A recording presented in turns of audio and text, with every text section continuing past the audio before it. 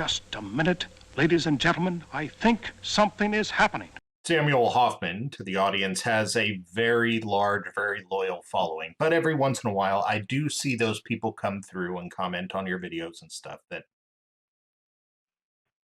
say something like, oh, this guy's got it all wrong, or this guy does this. They're not people saying that Nibiru is a lie. They're people saying that they know what's right about Nibiru and that you don't. Is there a lot of this confusion? Are there a lot of camps when it comes to this? Yeah, there's so much disinformation that's been published. Oh God, even way back in 2011, 2012, it was just unbelievable. And I did radio programs with other people, and they downed me, and I'm sitting here in the afternoons, in my yard watching the planet, watching Nibiru and Amel Saru and Nana concentrically orbit each other, right out my window, and these people are telling me I'm crazy. But that's the thing that they can't touch is Montana Skywatcher has been running since 2010 officially, but of course I was documenting from 2009 on and doing Google research and everything else, and that's back when you could actually get into the satellites and do this. And we were watching the webcams in Antarctica, and while they were trying to distract everybody with the Elenin thing, saying, "Oh, look here with Elenin," from the underneath of the planet at the direct same time was the first sightings of Nibiru from Neumayer Station, Antarctica. Now, if you look at Antarctica right now, there's hardly any snow there. And they're, of course, talking about the heat wave that's going on both poles right now, and which it is. We're seeing a huge heat up of the planet. So the other people aren't taking into account the fact that we've been doing this every day for 12 years. So we have compiled information that no one else can touch unless NASA's, of course, got secret groups of people doing more with more tech than we have. And we're blocked at every avenue. But this is why worldwide sightings from people, citizen science, pays off, because we culminate this information. And when you get sighting A and sighting B and sighting D, E, and F, and it's from around the world, then you know that it's not overhead clouds that you're seeing. It is a phenomenon that is occurring much higher or much more distantly above us, which is how we've proven this over the time. And we have, of course, been very strict about our science policies and made sure that the only topics that we generally discuss are time-proven information and topics that we have actually proven. And we started out without even naming the planets, but only when the fourth or fifth planet got here and it matched all of our other information did we add the tags, because we've been careful on our science. And there are other people out there that don't do that. And that boils down to them talking about one or two pictures or a capture or an occurrence or this or that, and they don't mix it all together and form a summation. Now, I give credit to, Suspicious Observer and Mr. BBB 333. They do a great job, but they don't come to summations. And then there's hundreds of other Nibiru groups, then they're all running that, we're still talking about a red planet with wings. No.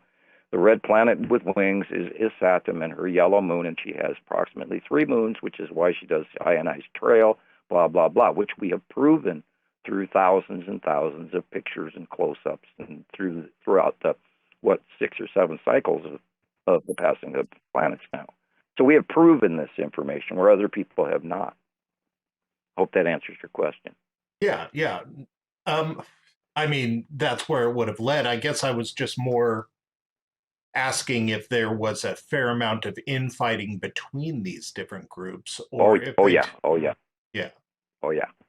And then there's different terminology. We have terminology issues where you can hear when they call this that celestial core, and that comes from the Money Boys group and all this, and I'm not going to mention them per se. They don't need any more fame and fortune. But there's multiple groups out there that they run on their own terminology, and most of it has a tendency to be very distractive and not scientific and superstitious laden and fear indoctrinated and everything else. And before you know it, they're talking about underground military bases and orphans being rescued, which is all Q information. And we see, there's a lot of crazy crap out there, and you You literally have to have hip waders on every day to wade through it and ignore the smell. Yeah. So what about these names? Like, nah, I got a better question.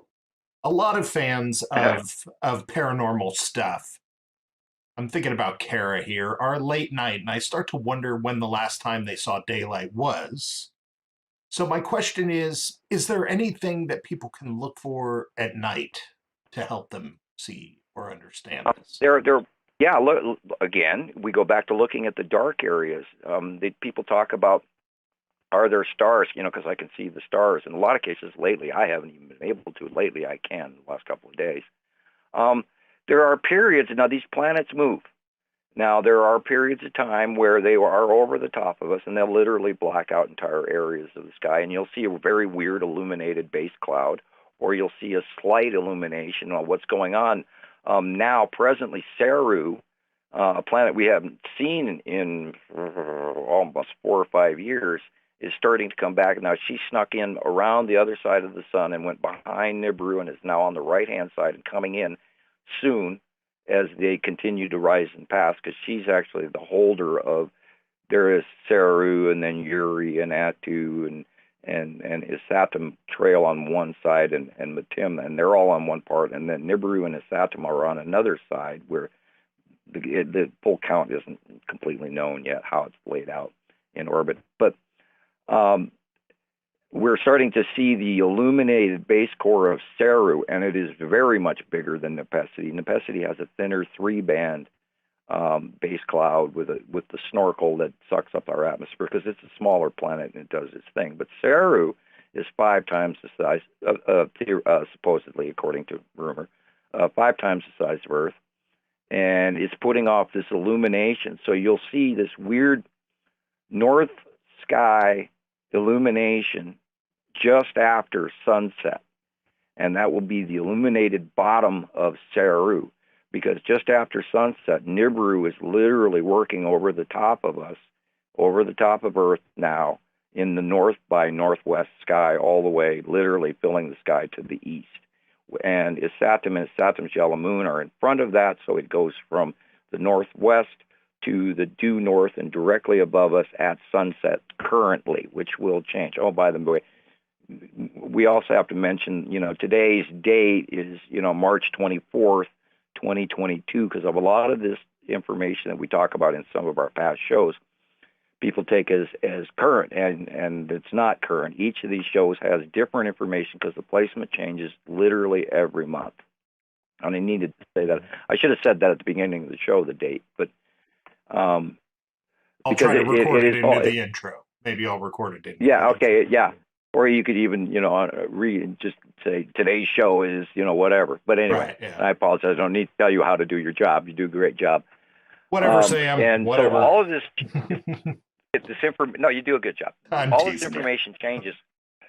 Get the old dry throat from talking too much. Back to the cough drop. As I almost choke on it. It's transitional, and in the near future, I believe they're rising higher and higher above us, and in some cases they might be getting farther and farther away. So we're going to have the opportunity to see them go away, and that's when they're a lot easier to see when they were smaller. And a huge portion of our information comes from the fact that we watched them come in year after year, day after day, month after month, and we got a look at how they behaved and the color that they were. And I remember back in like 2013, 2014, when we started seeing Isatum and Nepesity, and they were so much smaller than Uri and everything, and you sat there and we thought, well, what are those? And then they got bigger and bigger and bigger, and then boom, there was Nepesity, and it was perfect pictures that were coming in of the actual green planet, and all the information fit like puzzle pieces, and it was just like, wow.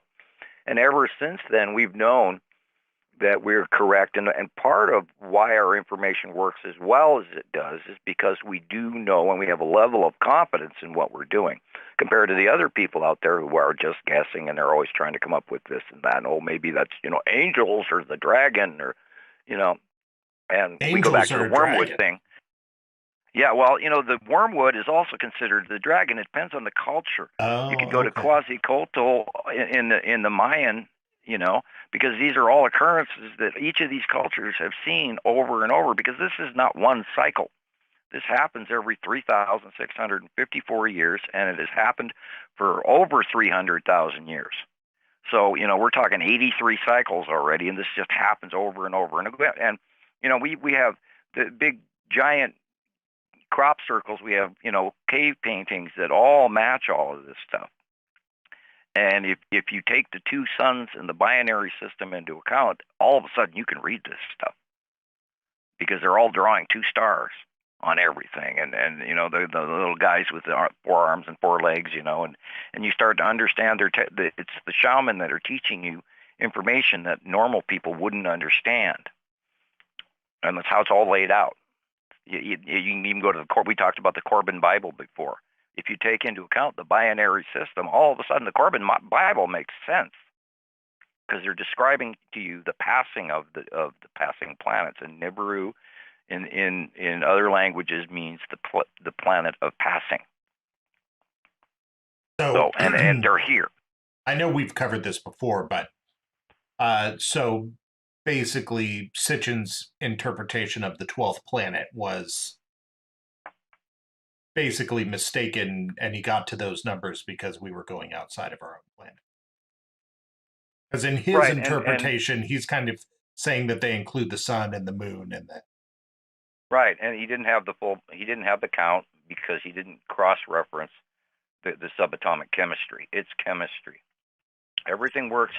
And another thing that people in modern science don't take into account, the interaction electrically between the binary system. You've got these bodies, and we talked about 4-foot office tube lighting in the past. The illuminated gases between a office, you have 2 poles of electricity, and then inside the tube there's all these gases. And when you accelerate the electrons in between these 2 poles electrically, you have an illumination because the accelerated particles are bouncing off each other, and they put off office lighting. That's how an electric 4-foot tube office light works. And that's what's going on in the skies above us with the object cluster group and everything as well, between the planets and the discharging and the placement. So we run off an electrical universe, not a gravitational. And if they don't take that into account, their equations are not going to work out. And this is, of course, why we ended up with a 12th planet, because they were taking into account other bodies, and it just didn't make sense to them. And then, of course, there's also the limited ability to track our past history at that point in time through science. And we were, even today, we're still running on 1890, 1880 physics. And it's so drastically much grown since then, and yet we're running off that basis of understanding as the human norm, that people haven't really grown their science at all. And this is, of course, what I hope to change, because Einstein and Newton, and I was yelled at for this in 1980, Einstein and Newton were wrong. And they were, because there's more to it than that, because they didn't have the second solar system to take into account. And this electrical exchange between the gases and the other planets and everything can literally be attributed where Earth's water overall came from in the origin, because this was going on back then too. I mean, we are what we are. We're a compound. We're not a destructive scenario. Earth isn't going to be destroyed by Nibiru, the destroyer, or anything like that. But this is a cycle that happens. This stable cycle that happens time after time after time, which is how our planet has changed and will continue to change.